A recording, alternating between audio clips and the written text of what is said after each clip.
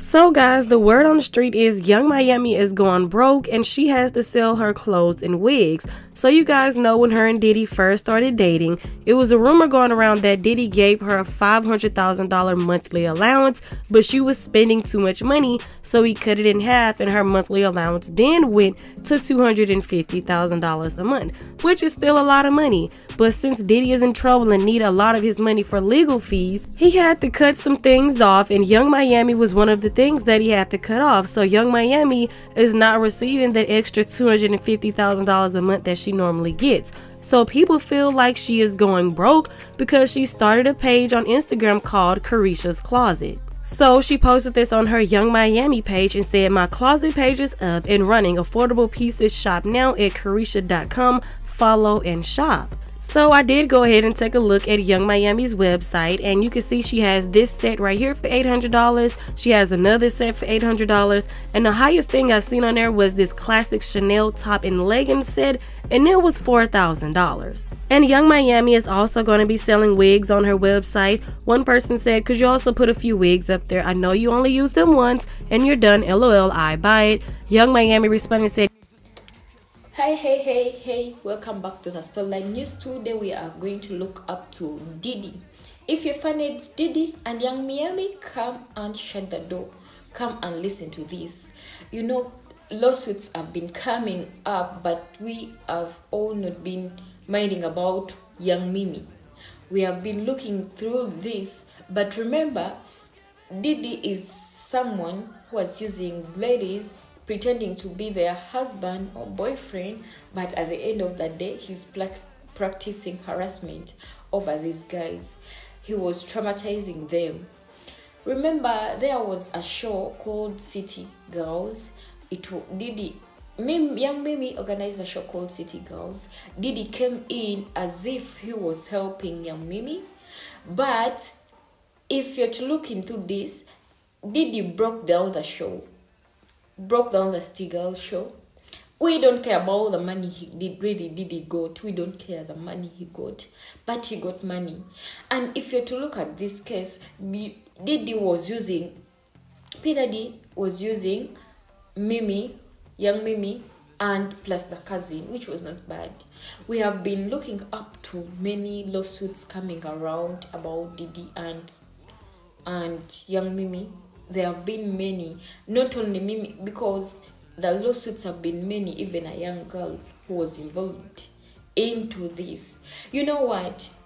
One thing I've learned about this Diddy swag and stuff and so on, these guys think they are untouchable because they have money, they can touch on them. Because they have money, the world is theirs. So they think they can do things behind the walls and those things won't come up. You know, we won't know them. But my dear, in God. But my dear, even when you do something in the darkness, it will still come out. It will still come out. Who would know that Diddy was going to be exposed like this? Who would even sit and think that Puff Daddy was going to be exposed?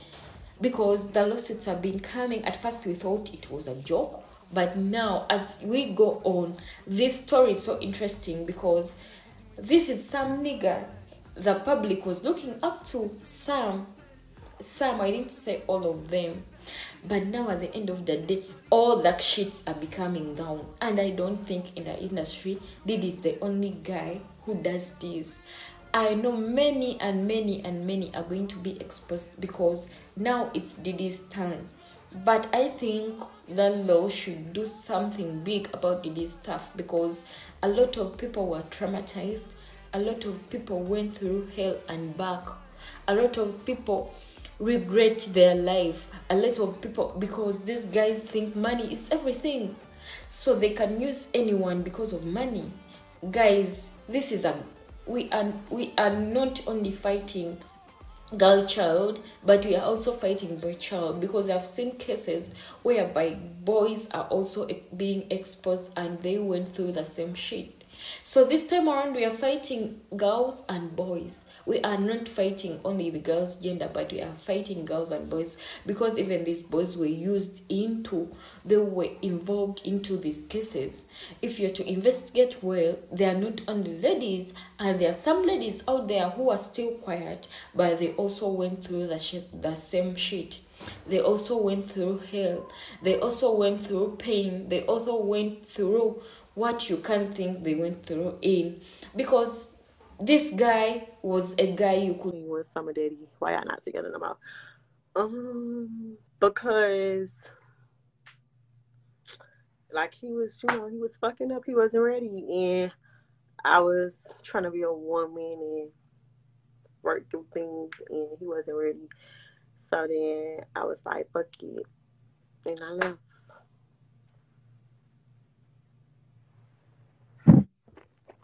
What else?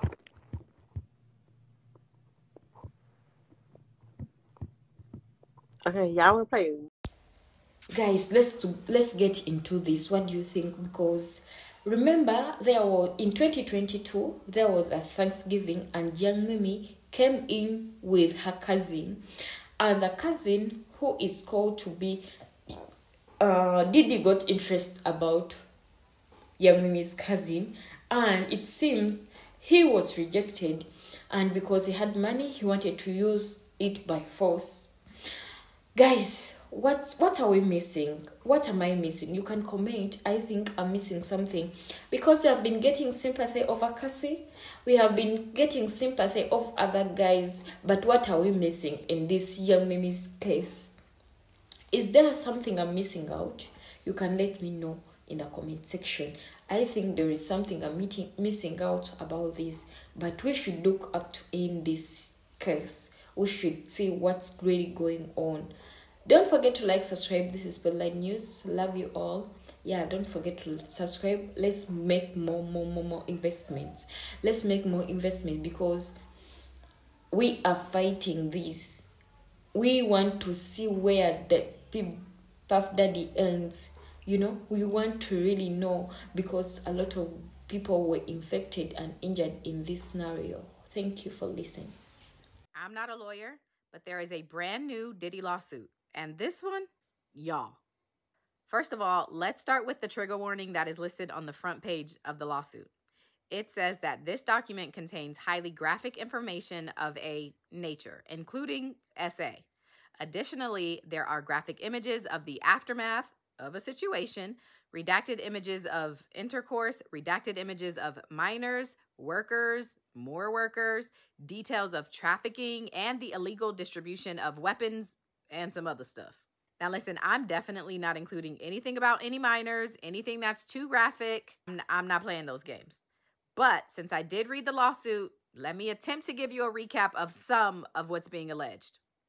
The lawsuit was filed by a man named Rodney Jones, who, according to the suit, is a musical prodigy. He says in August 2022, he received a call from Diddy requesting that he produce several songs on the Love album. Rodney agreed, and according to him, his life has been detrimentally impacted ever since. As far as defendants, there are a number of them. There's Diddy, his son Justin Combs, the CEO of Universal Music Group, the CEO of Motown Records, which is the parent company of Love Records. There's a woman named Christina, who is the chief of staff to Diddy. There's Motown Records, Universal Music Group, Love Records, and some others. So there's a lot of defendants. Y'all gonna be sick of me, but another disclaimer. These are allegations. I am not saying they are true. I am not saying they are not true. I am simply telling you what Rodney Jones, the plaintiff in this lawsuit, is alleging happened. This is his version of events. Y'all got it? Here we go. The suit says that Rodney worked for Diddy from September 2022 to November 2023. It starts with an incident that happened on September 12th, 2022 at a recording studio. The suit says that there was a writers and producers camp at the studio, and on this specific day, Diddy, Christian Combs, and a third man named G were in a heated conversation.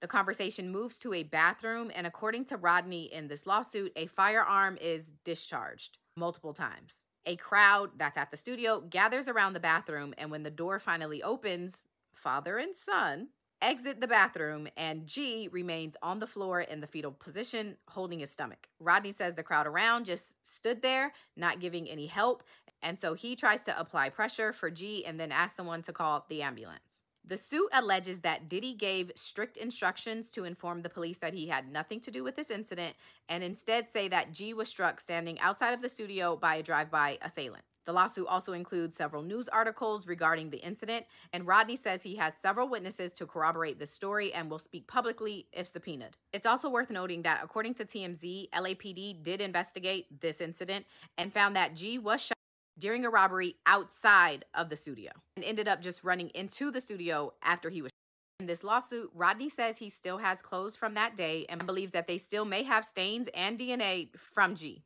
The lawsuit also includes pictures of the aftermath that are much too graphic for this video, but they are in the lawsuit. Rodney goes on to say that he lived with Diddy for months at a time, and while they lived together, Rodney alleges that he was the victim of constant, unsolicited, and unauthorized touching by Diddy. Rodney says he is a heterosexual Christian man, and after expressing his discomfort to Diddy's chief of staff, Christina, she responded, quote, "You know Sean will be Sean." So the next part in the suit involves music producer Stevie J.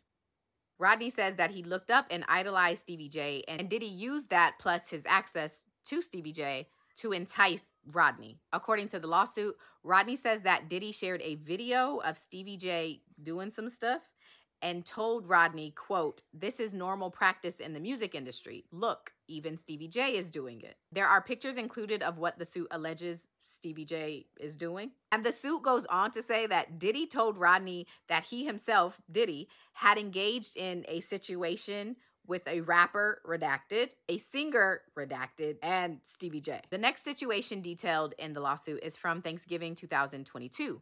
It alleges that Young Miami and her female cousins were at Diddy's Miami house, and while there, Rodney was in the bathroom, and Miami's cousin comes into the bathroom and essays Rodney, according to this lawsuit. While living with Diddy, Rodney also says that he was transported from California to New York, Florida, and the Virgin Islands, and during that time, he says he was forced to solicit work. He alleges that on or about February 2nd, 2023, he believes that Diddy gave him something. Rodney says he recalls waking up naked, dizzy, and confused, and in bed with some workers and Diddy. Rodney goes on to say that on or about February 4th, 2023, Diddy allegedly forced Rodney to bring people back to his Miami, Florida home. Rodney includes some pictures from that day and says he has some video that he can provide to the court. According to the lawsuit, Rodney was forced to recruit workers, and as a part of his recruitment tools, Diddy provided him with an exclusive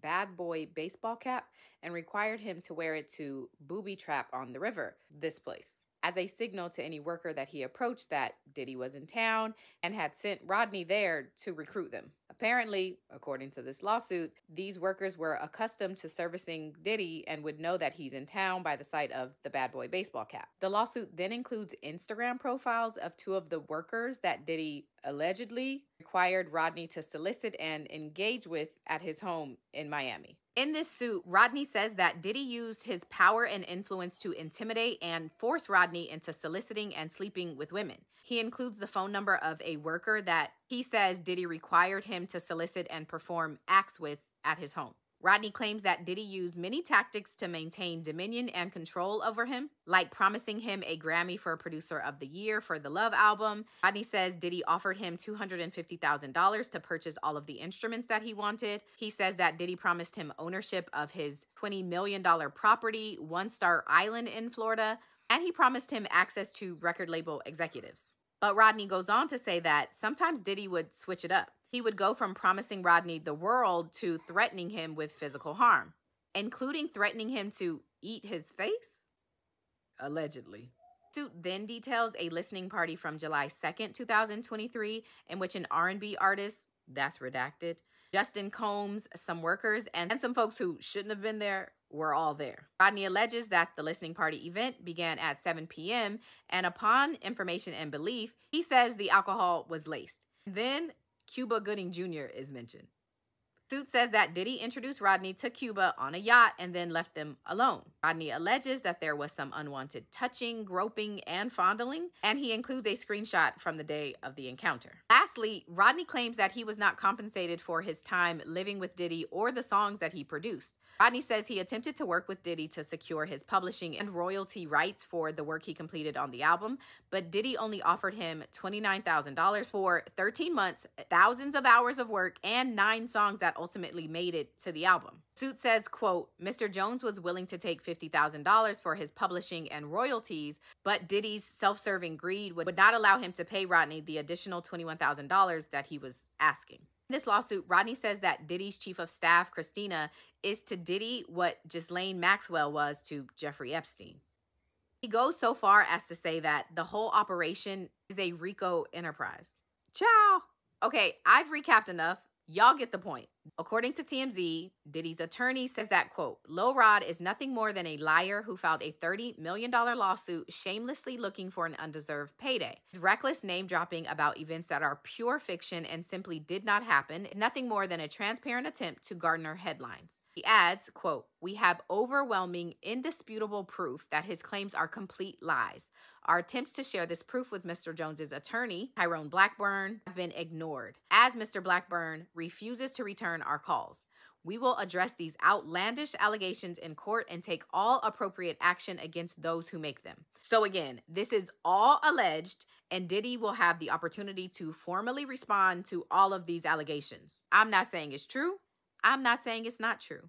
But if you want to see the full lawsuit, that includes hints at who the redacted names are, as well as pictures and video, you can join my Patreon because I posted the full lawsuit. Is there anything that you may want to confess tonight before you go?